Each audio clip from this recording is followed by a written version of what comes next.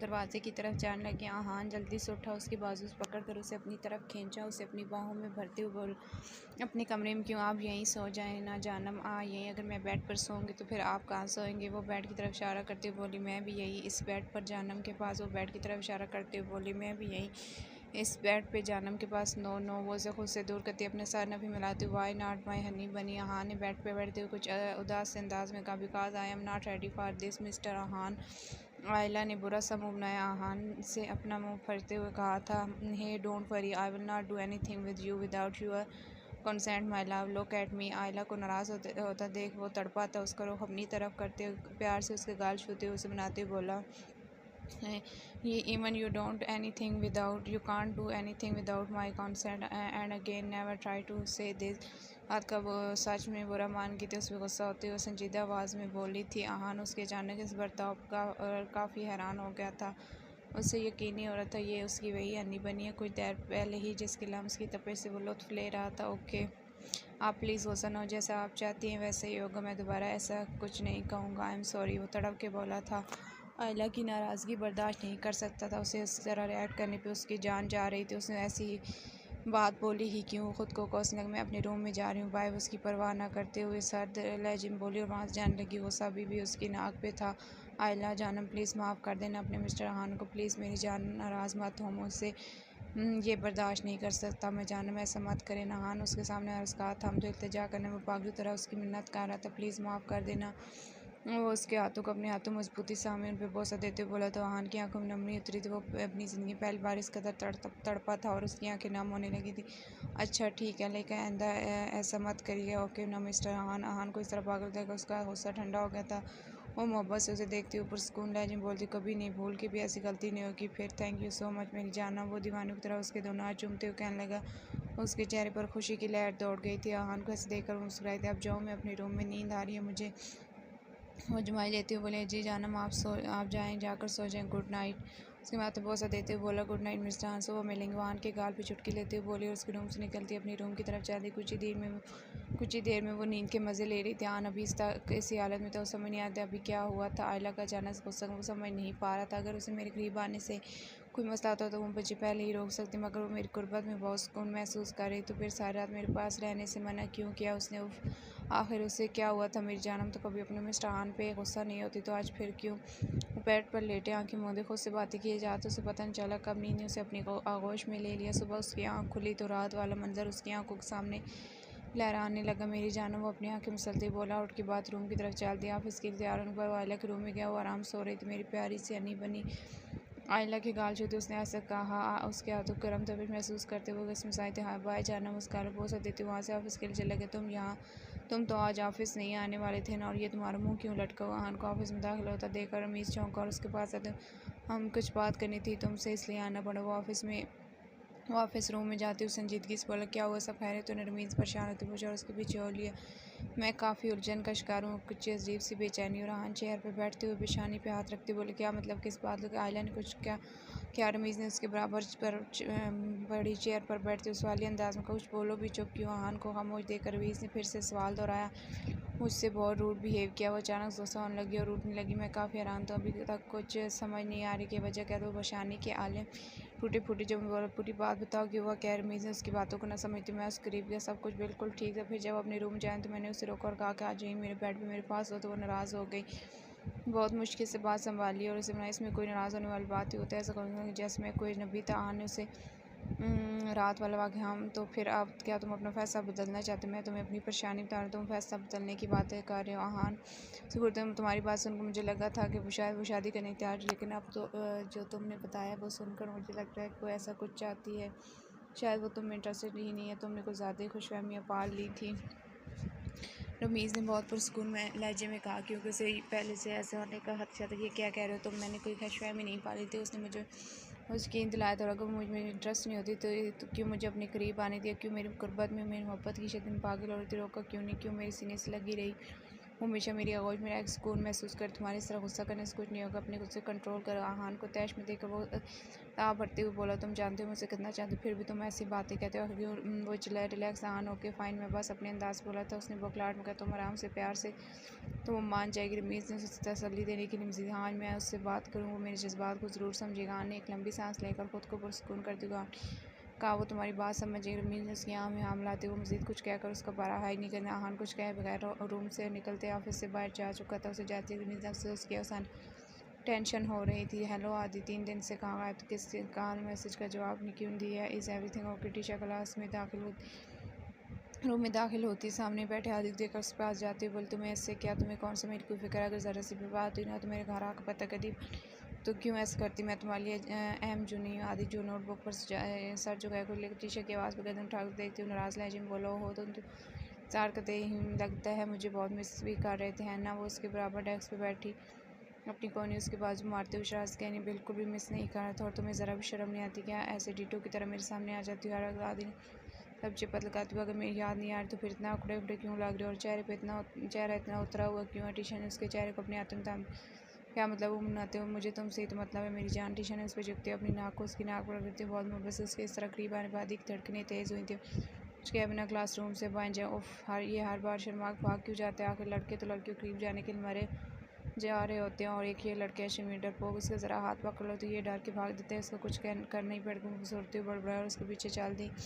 अच्छा तो तुम जहाँ आकर छुप गए, तुम्हें लगा क्या लगा टी-शर्ट बचकर भाग जाओगे? हाँ मेरे दिल पर लाइब्रेरी में दाखिल हुई उसे दर्द अगर अपने हाथ कमर पर रख कर आंखें सिकड़ते हुए बोलती, वो अभी चेयर पर बैठता है कि ऊपर से वो आंदम की तुम यहाँ भी आ गया? दिन चेयर सुटते हुए कहा, तुम काम अधूरा छोड़ के आ गए ना, तो बस वही पूरा करनी है, और यहाँ तो कोई है भी नहीं जो हमें डिस्टर्ब करेगा, मतलब हम यहाँ का वक्त गुजार आते उस गालों पर अपना हाथ फेरते हुए कहने लगी, टीशा किस विभाग को बहुत बने से देखता रहेगा। उससे पहले कुछ कहते एक झटके के साथ उसे काजों की थी। टीशा के पास अपनी कमर के हाल तक वो अपनी बेतरतीब उसमें देर सांस आंखें बंद किए वो उसके बालों खुशबू को अपनी सांसों में तारने लगी। उसकी मोहब्बत कुर्बत में उसे बहुत सुकून मिला था। अपने दूसरे हाथ से उसका चेहरा नरमी से ऊंचा कर उसके माथे को चूमते हल्के हल्के नीचे को होने लगी। उसके छोड़ने पर आदि की सांसें बहुत तेज़ी इख्तियार कर चुके दिल सीने से बाहर निकलने को बेताब था। उसकी आंखों छूते उस गाल को चूमते हुए मुकम्मल बेहोश हो जाए। आदि तेज़ी सांस ले रहा था, उस पर सितम ढाते उसे बेखुद किए जाते। अगली पल उसके ऊपर वाले होंठ को अपने लबों के दरमियान लिए खुद को सराब करने उसके होंठों की नरमाहट से पार करती। अपनी बेखुदी में शिद्दत इख्तियार को कभी उसके लबों पर बाइट करती, कभी पागलों की तरह चूमने लगती। आदि की सांसें रुकने लगती। टी-शर्ट जैज से दूर होने के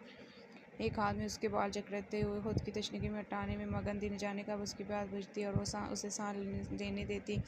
आहान अब्बास एक अमीर कबीर मशहूर बिजनेसमैन, अपने वालिदैन का इकलौता बेटा, हैंडसम और एक बार शख्सियत का मालिक होने के साथ साथ वो काफ़ी स्मार्ट और ज़हीन भी था। तो एक कार एक्सीडेंट में उसके वालिदैन चाल तब से आहान के ताया ने उसकी जिम्मेदारी और उसकी परवरिश की। फिर आहान के वालिद अब्बास का भाई की 2 बेटी टीशा और क्यारा थी। उनका कोई बेटा नहीं था। अपने भाई भाभी के गुजर जाने पर उसने और उसकी बीवी को मिलने आहान को इतनी मोहब्बत और तवज्जो से पाला कि सब अपने वालिदैन कमी महसूस न हुई।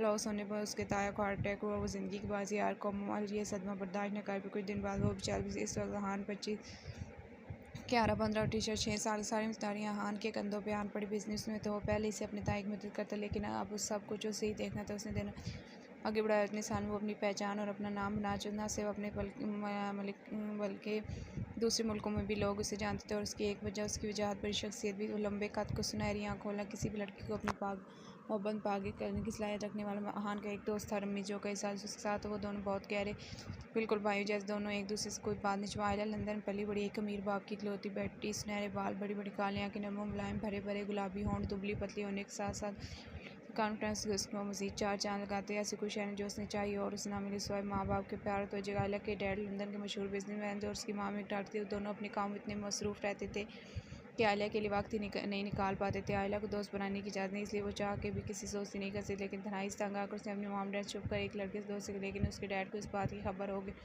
गुस्सा हुई जिस पे आलिया ने घर छोड़ने की धमकी। उसके डैड को फिक्र हुई कहीं आलिया किसी गलती की वजह से उनकी बदनामी हो, इसलिए उन्होंने आलिया की माँ के साथ मिलकर आलिया को पाकिस्तान भेजने का फैसला।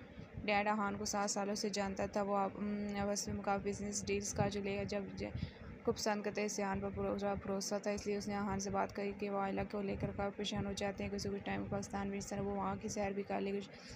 जैक के पास गाने उसे तले कहा ये जिम्मेदारी आप मुझसे समझे। जैक ने खुश होते हुए हामी भरी क्योंकि वो ऐसा ही चाहता था और आयल के माम वहान के अलावा किसी और पर भरोसा नहीं करता। आयला इस फैसले पर चुपचाप रहा क्योंकि उससे दिमाग कुछ और ही चाह रहा था। टी-शर्ट और क्यारा अपनी दादी मीना बेगम के साथ लाहौर में रहती, जब कहान इस्लामाबाद में रहती, क्योंकि उसका ऑफिस भी वहीं था। वो उनसे मिलने के लिए लाहौर जाता रहा। कभी कभार वहाँ से मिलने जहाँ ने आयला को अपने साथ इस्लामाबाद, क्योंकि वो जानते कि मीना बेगम उसे अपने साथ रहने की इजाज़त नहीं दी, क्योंकि वो काफ़ी पुराने ख्यालात की मालिक थी। वो इस बात को बुरा समझती थी अगर उन्हें भिनक भी पड़ जाती कि के एक कम उम्र लड़की के साथ रह रहा था तो उन्होंने हंगामा बर्पा कर देना। इस वजह ने इस बात से उन सबको बेखबर ही रखा। आयला पाकिस्तान आए 3 महीने गुजरा। इन महीनों में सिर्फ एक ही बार उसके डैड ने आन कॉल कर उससे पूछा। वो अब आयला की तरफ से बिल्कुल उनकी फ़िक्र तो पहले भी नहीं थी। उनको बस अपने नाम, इज़्ज़त और शोहरत की। शुरू में आयला ने आहान को बहुत तंग किया। वो ज़िद करती हुई छोटी बात उन्होंने चीज़ें उठा फेंक, लेकिन वो उसे कुछ न कहता और बहुत प्यार से पेश। वो जानते थे उसे प्यार और तवज्जो की ज़रूरत, बहुत प्यार तवज्जो देता और उसके बहुत है उसके बच्चों की तरह ठीक। तो उसके सामने भी थी भी एक छोटी सी वजह उसकी मोहब्बत और तवज्जो। आयला उसकी दोस्त बन गई, उसे मिस्टर आहान कहकर बुलाने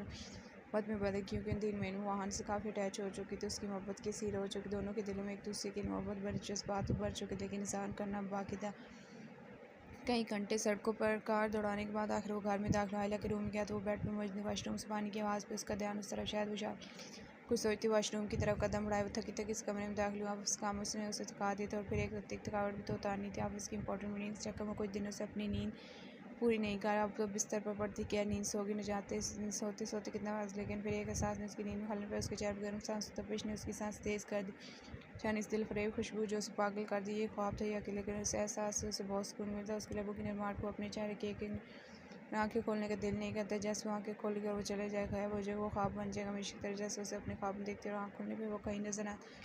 उस वक्त उसे एक हसीन ख्वाब था। अब वो अपने लबों पर उसके लफ्ज़ में सांसें लेने वक्त थम सकते। वो उस करीब था बहुत की, लेकिन क्या अभी ख्वाबों की दुनिया में खोई उसे महसूस किया। उसकी गुर्बत से लुफ्त ले रही रात महसूस को उसे एहसास को महसूस कर, जब उसे महसूस हुआ कि फिर उसकी शर्ट ऊपर से रख रही है। उसने बेख्तियार अपना हाथ अपने पेट पर रख रहा है। उसने अच्छा ख्वाब हकीकत बनकर आया तो वो फटी फटी आंखों से उसे देख रही जो अपनी तमाम हदें पार करने के लिए सरापा इश्क बनकर उसके सामने बैठा था। मतलब वो ख्वाब नहीं बल्कि हकीकत था, और न जाने कब से उसे अपनी गुर्बत से सरशार किया जाग गई मेरी बेबी। उसे देखते बोला, तुम यहाँ क्या करो? क्या रहा है? रसूल ने अपनी बेबी के लम्स को महसूस कर रहा था। उससे बेसाख्त क्या मतलब? वो अभी तक हैरत से, क्योंकि तुम मेरी और मैं तुम्हें बहुत ज़्यादा मिस कर रहा था। देखने के लिए, तुम्हें छूने के लिए, तुम पाने के लिए पागलों की तरह तरस रहा था। मैं मज़ीद एक पल भी खुद को रोक नहीं सकते, इसलिए चला है। और मैं जानता हूँ मेरी बेबी मुझे बहुत मिस कर रही थी। मैं लम्स को महसूस कर रही थी ना बेबी। वो उसकी तरफ देखती शायद से बोला, मैं तुम्हें महसूस नहीं करती साफ होगा। अच्छा तो तुम मुझे मिस भी नहीं कर रही थी? 2 महीनों में एक बार भी मेरी याद नहीं आई क्या? उसे देखना बिल्कुल भी नहीं। कह फ़ौरन जवाब, अच्छा तो अब जब मैं तुम्हें यहाँ छोड़ तब तुमने रोका क्यों नहीं? रमीज़ नजर देती हुई उसके चेहरे की तरफ इशारा करते हुए कहना, कहा मैं तो सो रही थी। क्या ने उसकी नजर घबरा कर बेसाख्ता कहा, अभी जब मैंने तुम्हारी आंखों चुमा, तुम्हारे गालों पे और तुम्हारे होठों से जी भर के अपनी प्यास, लेकिन ये प्यास बुझी नहीं है। अभी तो इन 2 महीनों का हिसाब चुकाना होगा तुम्हें। आगे का सोच रहा हूँ, वो बोलने अंदाज में कहता उसके मज़ीद करीब हुआ, जबकि उसकी बेबाकी पर क्या रखी बकी रख, लेकिन वो भी बाज ना आया। क्या तुम सच में सो रही थी जब मैंने तुम्हें छुआ? तुम्हारे होठों तो मैं आगे जाने की सोचता। वो कहती उसके पेट पर हाथ रखकर शर्ट सिरकाने वाली क्यारा ने उसे पीछे की तरफ तक, कितने बेशर्म हो तुम मरीज, मुझे कुछ नहीं पता। मैं अब जाओ यहाँ से। वो घबराते हुए लहजे में, ना मेरी जान यहाँ से जाने वाला नहीं। मैं इतना गुस्सा क्यों हो रही हो? मैं तो बस ये देख रही हूँ मैंने काफ़ी स्लिम एंड स्मार्ट हो गई हो, कहीं मुझे याद करके तो तुम्हारा वेट लॉस नहीं हो गया है? अगर तुम सो रही थी चलो अच्छा है, अब तुम जागे हो, मैं तुम्हें अपनी मोहब्बत महसूस करवा दूंगा मेरी जान। शाज बोलती अगली लम्हे उसे खींच कर अपने ऊपर गिरा और एक करवट लेकर उसे अपने नीचे का लेके आ रहा का दिल बेतरतीब धड़कने लगा। उसकी सांस तेज़ और रमीज़ उसे अपने होठों पर झुक गई। रमीज़ ने उसकी अपने हाथों में सीधे कर, इतना घबरा क्यों रही हो मेरी जान? मैं तुम्हारी रमीज़, तुम्हारे जुनून, तुम्हारी मोहब्बत, वही जिसकी कुर्बत में तुम रात महसूस करती थी। अब रोको मत, कुछ नहीं करूँगी। इन 2 महीने में बहुत तड़पाऊँ मैं। अब मैं तुम तमाम दिनों का हिसाब पूरा करूँगा। कहती रुका नहीं था, बल्कि अब वो उसके चेहरे के एक एक नश को चूम रहा था। और वो काफ़ी देर मज़ाहमत करते उसे रोकने की कोशिश करती रही, लेकिन उसके दोनों हाथ रमीज़ के हाथों में कैद हो जाए। वो खुद को उसके गुनाहों में सौंप चुकता। रमीज़ पूरे उस पर हावी जो चकता दिल की धड़कनें बेकाबू करते हुए उसे अपनी मोहब्बतों की शिद्दतों से हल्कान करते। क्या आंखें बंद की उसे महसूस 5 मिनट बाद से अलग क्या महसूस करी? रमीज़ ने उस कान में सरगोशी की, रमीज़ प्लीज़ अब जाओ। तुम अगर दादू को पता लग गया ना तो वो क़यामत बर्पा कर देंगे। और तुम घर में आए कैसे? वो भी दिन में किसी ने आते हुए देखकर नहीं? क्या मैंने जो पूछा है पहले उसका जवाब दो। उसके लबों अंगूठा फेर दो। क्या पाते होंठों से बोली, 2 महीनों बाद मेरी गुर्बत, मेरी सांसों की तपिश में क्या ऐसा महसूस कर रही थी? गालिब छूती हुई उसकी आंखों में देखने, हम अच्छा बहुत अच्छा लग रहा था, लेकिन बहुत डर भी लग के कहीं कोई आ ना जाएगा ना। टक के कहा और फेंकते हो, तुम्हारे इस डर की वजह से मैं बहुत परेशान। इतना क्यों डरती हो? तुम जानती हो ना तुम्हारे इस डर की वजह से हम इस तरह दूर रहने पर मजबूर है। तो हम एक हो सकते हैं और हर दिन एक दूसरे की चाल में गुजार से। वो अपनी बाजू के हर कमर के उसे अपने करीब करते हुए क्यारा का दिल बेख्तियार धड़का था। उसकी बात का जवाब दिए बगैर उसके सीने से लगी, किसी से डरने घबराने की ज़रूरत नहीं है क्यारा, मैं हर कदम पर तुम्हारे साथ हूँ, तुम्हें परेशान होने की ज़रूरत नहीं है, मैं सब कुछ संभालूंगा। उसे अपने सीने से लगाया। मोहब्बत के मैं अपने बहुत मिस किया तो मेरा मीज़ बहुत ज़्यादा, पर मैं क्या करूँ, दादू कभी भी राज़ी नहीं होंगे हमारे लिए। उन्होंने सख्ती से मना किया था कि मैं कभी भी तुमसे ना मिलना कोई रब्ता रखूँ, इस वजह से मैंने रब्ता ख़त्म कर, लेकिन सच तो यह है कि मैं एक पल भी तुम्हें याद किए बिना नहीं गुजार पाई। मैं नहीं रह सकती तुम्हारे बिना, मैं चाहती हूँ हर दिन हर पल तुम्हारी मोहब्बत के साए में गुजारना चाहती हूँ। उसके सीने लगे एक ही सांस बहुत ही चरमीज़ है उसका चेहरा हाथों में सामने कि तुमने ये बात पहले बताई है तो ये दूरी ना सहनी पड़ती, हमें अपनी मोहब्बत का इजहार पहले कर दी तो इतने दिन मैं ऐसे तड़पता तो नहीं, एक बार फिर से कहो मोहब्बत करती हूँ मुझसे। वो बेचैन होते कहने क्यों हूँ, वो नखरे करें, लेकिन रमीज़ कैसे बेचैन होते, कैसे मजाक क्या हो ना, वो उसे खोने लगा कहूँ तो उसे देख तो फिर मैं तुमसे अपनी मोहब्बत का इज़हार करूँगा, तुम जानती हो मैं अपनी चाहत का इज़हार कैसे करूँ। उसकी आंखों में देख क्यारा की धड़कने बेहतर, आखिरी मौका दे रहा हूँ, बोल दो चुप ताम कर से अपनी तरफ खींचा, बालों को पकड़ते अपने पे हाथ करीब किया और उसके होठों को अपनी गिरफ्त में ले लिया। रमीज़ के अचानक ऐसे पर वो संभल भी ना पाई थी, उसकी तरफ देखे बगैर उसकी तेज़ होती सांसों की परवाह किए बिना ऐसे हावी हो चुका था। क्यारा ने उसे अपने हाथों की मदद खुद से दूर करने, लेकिन वो उसके दोनों हाथ थामे उसके कमर के पीछे ले गया। लबों को तो पहले ही कैद में ले चुका था और अब उसके हाथों को भी अपनी मजबूत गिरफ्त में ले गया। मोहब्बत का ये सिलसिला जाने कितनी तेज चलता कि अचानक रमीज़ का मोबाइल बजा। इस खबर पर उसके चेहरे पर नागवारी छाई। तो मोबाइल कान से लगा, मुझे जाना होगा, ऑफिस से कुछ काम है और मेरा वहाँ होना ज़रूरी, वरना तुम जानती हो ना मैं इस तरह तुम्हें छोड़ कभी भी नहीं जाता। और ये पर चुका तुम्हारे करीब आने की जितनी बेचैनी मुझे थी उससे कहीं ज़्यादा तुम्हें भी थी, और बहुत जल्द ये तड़प खत्म हो जाएगी, तुम्हें अपनी मोहब्बत में भिगोने में दोबारा होंगे, तब तक अपना ख्याल रखना। चुमता उसके सोच चेहरे को नज़रों के सामने जिस रास्ते से आया था उससे वापस और उसके जाने के बाद काफ़ी देर तक उसके लम्स के एहसास में खोई रहा। हाँ ने वाशरूम की तरफ बढ़ते कदम रोक लिया और लेकिन दरवाज़े पहुंचकर फिर रोकर समझ नहीं आ रहा था कि उससे क्या हो रहा था। इसके दिल की धड़कनें बेतरतीब हो रही। दरवाजे को लॉक करते हुए बेड पे आ बैठा और आयला का वेट करने वो टॉवल लपेटे वाशरूम से माइन तो हान को सामने बेड पे बैठे देखकर टिटके, आप मिस्टर हान, उसने हैरत से आते पिंक टॉवल में नजर आता उसका नर्म नाजुक सफेद नुकीले बालों से गिरते पानी के कतरे जो उस गर्दन को छूते उसके कंधे पर फिसलते उसके नंगे बाजुओं पे ऐश उड़ा रहे थे। अभी जरा सब मिलकर क़यामत ढा रहे थे। वो बहुत बने उसे देखने आयला अपना टावल समाती हुई वार्डरोब की तरफ बढ़ने, हाँ ने तेज़ी से उसकी तरफ जाते एक जड़े से अपनी खींचा और उसके सीने जान हान ज़बान रखना ज़्यादा हुई थी और दिल बेकाबू बेहंगम सांस तेज़ी आई, जिस्म लर्जा था उसका सुनकर कांधे पर हाथ रख सुन अपनी तरफ किया। हान के लबों पे मुस्कुराहट उभरी, कितना मदहोश कुन सरापा था उसका, तेज़ चलती सांस जैसे उसका लम्स उस नाज़ुक लड़की के लिए वबाले जानो। दिल में कई जज्बों ने उंगलाई थी उसके महकते वजूद को देख, मैं खुद को संभाल नहीं पा रहा, जानम कुछ हो रहा है मुझे, आपको ये नाजुक वजूद मुझे बेकार है। आपको मोहब्बत लिए उसके कान शिद्दत कान के पर बाइट करते हुए अपनी गंभीर आवाज़ में उसके कान में सरगोशी का आयलन पूरी जान से उसके जोड़े से हाथ रखकर खुद से दूर किया था, मन में हाथ डाले उसके नाजुक से वजूद को उठाए, नरमी से बेड पर लिटाया, उसने रो गड़बड़ बताते उसको अपने ऊपर किया तो आयला के बालों ने उसके चेहरे को ढांपा था कि अंगुलियों के लम्स से उसका बदन काँप रहा था। आयला उसे खुद से दूर करते हुए वहाँ से उठने की तो हान ने वापस उसे खींचते हुए बेड पर लुटाते खुद को उस पर हावी किया था। उसे अपने कांपते बदन पर हान का भारी वजूद महसूस, वो बेतरतीब सांसें लें और वो जुनूनियत लिए उसके नाजुक बदन पर हुकूमत किए जाता। हान उन्हें कोशिश की मगर उसने सुना ही कहा था, वो तो खुद बेचैन पंछी बिना फड़फड़ा रहा था उसकी गुर्बत के चंद लम्हों के लिए जो उसे आज मिले थे गिरफ्त में लेते उसकी आंखों में देखते उसके हाथ की नाजुक उंगलियों में अपने हाथों की उंगलियां फंसाई थी, और नाजुक गर्दन में छुपा दे दाढ़ी को रब किया था।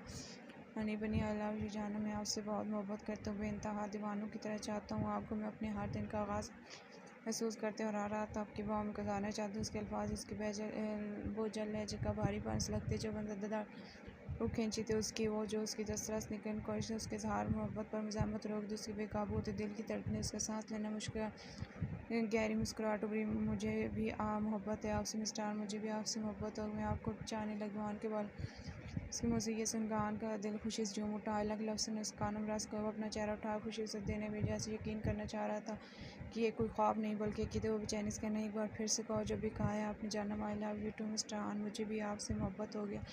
आज वो खुशी से इज़हार करने उसके इस तरह इकरार हुआ, आन तो जैसे खुशी से पागल हो, तो उसके होश उड़ाते सुख लबों की शिद्दत चुका था और ख़ुद के साथ साथ उसकी सांसों को गुमसात करने के बजाय उसकी शिद्दत पर लम्स से लुत्फ़ लेती उसे महसूस करने उसके चेहरे पर जा लम्स छोड़ते उसको अपनी दस रस में लिए पर झुका उसे अपनी मोहब्बतों की शिद्दत से आशना करा न जाने कितनी देर उसे अपनी कान करने में उसे महसूस आयला के चेहरे सुख पड़ जाता। अगर मज़ीद एक बार भी उस पर झुका रहे तो शायद उसका सांस बंद हो जाना था। अपनी भारी वजूद को उसके नाज़ में उठा उसके गाल थपथपाते हुए उसे देखने लगा। उसका वजह बढ़ती उसकी जान में जाने और तेज़ी सांसें लेने कितनी भारी हैं, आप थोड़ा वेट कम नहीं कर सकते क्या? वो दोबारा की कोशिश भी मत करिएगा। वो बोलती साथ साथ मुश्किल से बोलती, उसकी बात सुनकर अपनी ऐसी दांतों में दबाया उसके चेहरे को देखने लगा जो हो के लाल टमाटर बन चुके। उसका गुस्सा ये अंदाज़ उसे बहुत अच्छा लग रहा था। वो भी उससे मोहब्बत की ये बात जानकर उसका दिल पागल हो जाओ कि जाने मैं दोबारा ऐसा नहीं करूँ। उसे खालिस्तान वजूद खुद पे हावी कर लूँगा। फिर तो ठीक हो ना। वो फिर से उसकी जगती है, उसकी आंखों में आंखें डाल मानी खेस नजर से देखती हुई कहने ये चेंज करने उसे खुद से दूर तक कहती है, अपने टावल संभालती है और रुक कर जाने। अच्छा आप चेंज कर लें, फिर बाहर आज मैं वेट कर रहा हूँ। चल गया वो अपने लिए ड्रेस सेलेक्ट करने। कभी बोलूँ मैं, कभी बोले तू। आई love you, I love you, love तूने मुझ पे, मैंने तुझ पे कर दिया जादू। आई love you, I love you. Jain तू टीचर ने उसके लबों को अपने होठों पे ऐसे आज़ाद करते हुए उसके कान से कुछ इस पर बाकी वो हक्का बक्का रह गया तो वह नोज वो बने उसे देख रहे क्या हुआ, ऐसे क्या देख रहे हो, एक और किस चाहिए क्या। उसके भीगी हुई लबों पर 2 उंगली फेरती हुई कहने लगी तुम ऐसा कैसे कर सकती हो। अपनी सांस पालकर उसे देखती बोल फिर से करके दिखाती हूँ कि कैसे किया था। उसके करीब होते इसके लब चुकने लगता। आदि ने उसे खुद तो बच्ची थी हैरत से। आदि को देख तुम पागल क्यों, तुम ऐसे समझती क्या हो खुद को। हाँ तुम्हें क्या लगता है कि मैं तुम्हें छूने के लिए मरा जा रहा हूँ। उसे तुम्हारी हिम्मत भी कैसे हो इस तरह मुझे धक्का देने।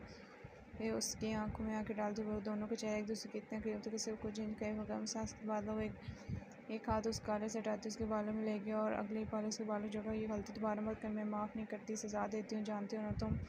साथ उसके बाल फेरते कहने टीशा प्लीज़ यार मुझे सब पसंद नहीं, बस इसी गुस्से आते आई एम सॉरी। मैं जहाँ जानती हूँ तुम्हें पसंद नहीं लेकिन मुझे तो पसंद है ये सब भी और तुम भी।